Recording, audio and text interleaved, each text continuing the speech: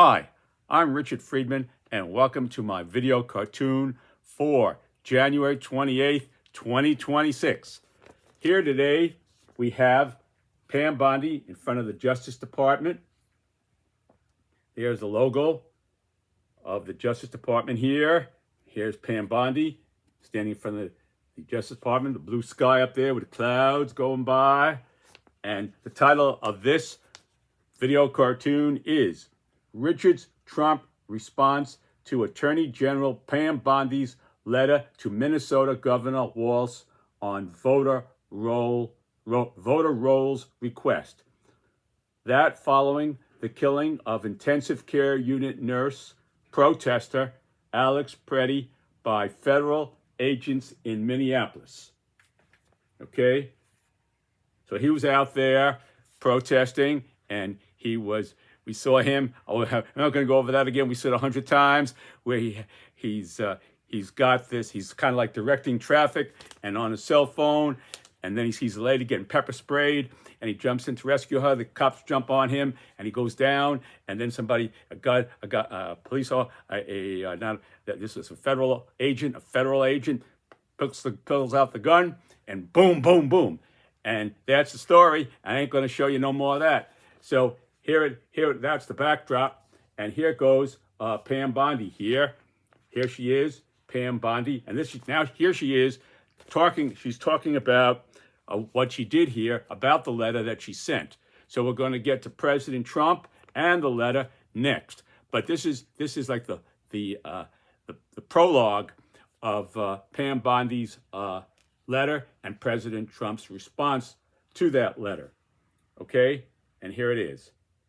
Okay? And here's Pam Bondi saying, "We sent Governor Walz a very strong letter. We got it out saying that he better support President Trump.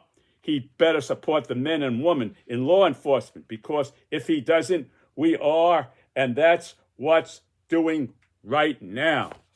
So there she is, and here she is, emphatic about saying she's going to clamp down on use the law to clamp down on protesters and people who she feels are a threat to the United States.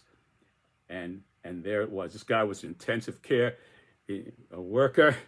And, well, I don't want to dwell on that because we've heard enough. I'm just going to give you a little bit of the facts here and a little bit of, I hate to say it in a way, sardonic humor. Let's just put it that way. I mean, sometimes you to think good, you got to have a little humor in you sometimes. Helps. Like a spoonful of sugar makes the medicine go down. Well, that's the kind of thing I'm trying to drive at here. So there it was. There was Pam Bondi with the logo of the Department of Defense, Department of Justice. Okay, there she goes with the Department of Justice here. And there it was. I drew the Department of Justice with the clouds rolling by here. And that was the initial introduction to this cartoon. Now here we've got President Trump giving thumbs up, and here is the letter. Okay, there is Pam. I paraphrased this letter. Obviously, I couldn't write the whole thing. It would be ridiculous. It would take long, and it would be boring. So what I did here is I picked out the important point. One of the important points that I thought was that Pam Bondi there's all this outrage over this man being killed he was there protesting and goes down, and we see it and all that. We see him on the ground being shot, and she's talking about requesting voter rolls. I mean, how does that come in here with voter rolls? I don't see how she could have done that here, but she did. And I just think that's a point that has to be made, and I'm making that point now, and you decide. I mean, if voter rolls are important to this aspect to you, then so be it. That's your decision. Okay? So here is the thing here, the paraphrased. This is paraphrased to bring out that point. Governor Walz. Okay, here's the letter. Governor Walz, you referred to our law enforcement as, quote, Trump's modern day Gestapo. Okay, she's criticizing the governor of Minnesota, Governor Tim Walz. And the out-of-control fraud in your state also implicates election security. Now, they get to hang into the truth. Fair and balanced is this, that I did some research here and estimated nearly $9 billion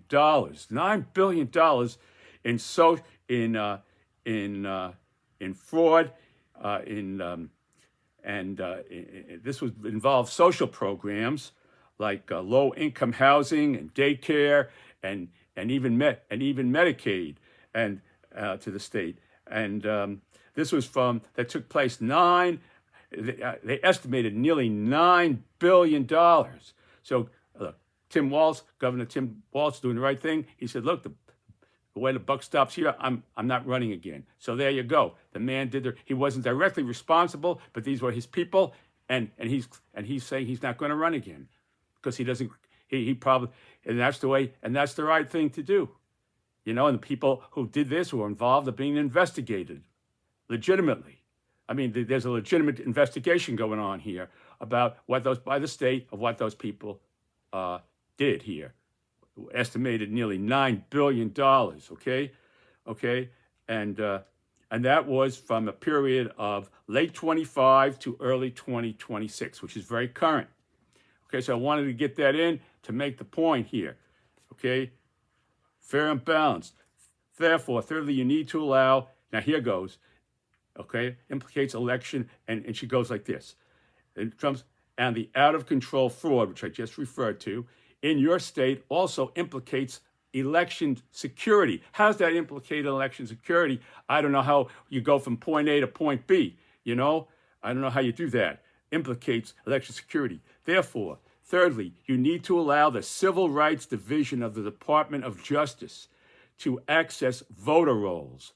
So there she goes, from point A, point B, to voter rolls and investigation of voter rolls, and she wants them to access, not investigation, access voter rolls to confirm that Minnesota's voter registration practices comply with federal law as authorized by the Civil Rights Act of 1960. So Pam Bondi is alluding to the Civil Rights Act of 1960. Among other requests, this will better guarantee free and fair elections and boost confidence in the rule of law. So she's saying people are going to have more confidence. The people of Minnesota and in that city, Minneapolis, have more confidence knowing that Pam Bondi is after their voter rolls. Now, why do they want the voter rolls? Do they want to bring out more Democrats to vote, or more people to vote, or more Republicans to vote? It don't sound that way. It sounds like they want to, kind of tamper and kind of mingle with the voter registration in that area, in Minnesota, Minneapolis, and so forth.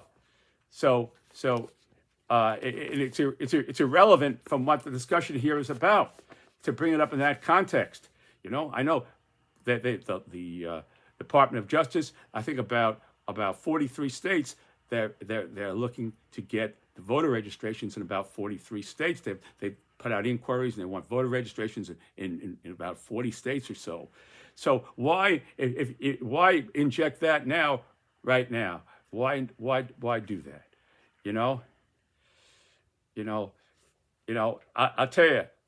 I'll tell you the truth. It reminds me of when I was a teacher. I was a math teacher, and I once had the chairman of my math department come in. I was teaching in an tough inner city school, and I had chairman of my math department come in and do like a preliminary evaluation of me. So the only thing he criticized me was that I was giving out his pencils. He said, Mr. Friedman continues to give out my pencils and he doesn't get them back. And he wrote it on the report. Now, what does my performance have to do with giving out pencils to the student and not asking them for them back? That's what he did. That was in my evaluation. Mr. Friedman gives out, lets students use my pencils, and he doesn't see to it that they are returned. So that was in my evaluation. That's the same. It's kind of like that. What does that have to do with my teaching performance of giving out pencils? So there goes. That's the only analogy I could think of being in education, and that's an analogy I just thought of. Okay, all right. Now here goes. So okay, and now she's saying here. This is the point I'm making here. Before I get into with President Trump, and this is my own creation about what President Trump said, but this is what I want to emphasize this here, that she said federal laws are authorized by the Civil Rights Act. Among other requests, this will better guarantee free and fair elections and boost the confidence. The people of Minnesota now, mourning over this dead man who was an intensive care worker, are going to feel much better now, knowing that their voter information is going to be shared with the federal government, who's coming down on them right now. They're going to feel much more confidence. You know, that's what Bondi is essentially saying here. And again, she alludes to the Civil Rights Division. You need to allow the Civil Rights Division of the Department just to access voter rolls. So she's talking about the Civil Rights Division getting information from them. Now, the fact here is, I did some research on that, and given as of early 2026, the Justice Department Civil Rights Division has undergone a major transformation. So that department has recently, under Pam Bondi, has gone under a major transformation, with roughly 75% of its attorneys departing by either being fired or resigning, with key Biden-era initiatives being dismantled, e.g., a litigation freeze. That means you can't, no suing going on here, no litigation, no suing. A litigation freeze was issued for the Civil Rights Division, halting pursuit of new cases, particularly those involving policing and, in some cases, voting rights. So on one hand, she on an administrative level, she's worried about the voting rights of people in Minnesota, and in her own backyard, she's taking away the voting rights by firing the people who are investigating voting right violations. So there you got it, folks. I mean, I couldn't make this up, not in a million years. Okay, now here goes President Trump. Here goes President Trump here, and he's giving thumbs up to this letter. This was paraphrased. Okay, this letter here that I paraphrased, and he's saying here, President Trump is responding. Here he is. Here's President Trump giving thumbs up.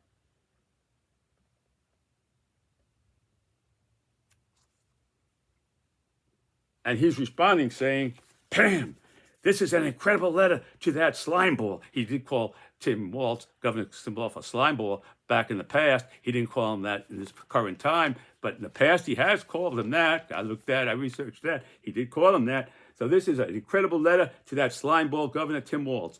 And the way you got things moving at Justice's Civil Rights Division is tremendous. So we got a lot of people out. Either they quit or fired. So she sure did get things moving there. Okay. With that, I know the people of Minnesota will soon have confidence in their elections. The elections are fair. And here comes the jugular. Here comes the President Trump's national anthem almost. You know, like Frank Sinatra's song, My Way, this is President Trump's His Way. And it goes like this. No more rigged 2020 elections. Here it goes. No more rigged 2020 elections. Okay, and there he goes. Thumbs up. Okay? And there it was, folks.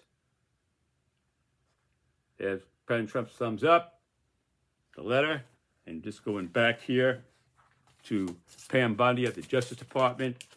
There are the clouds rolling by here, the Justice Department, and the logo. Here we have the logo of the Justice Department. And there's Pam Bondi saying basically that how proud she was proud of the letter that she sent to Governor Walz, Tim Walz, after it was sent, and so there she was. All right, folks, thank you for watching my video. God bless you.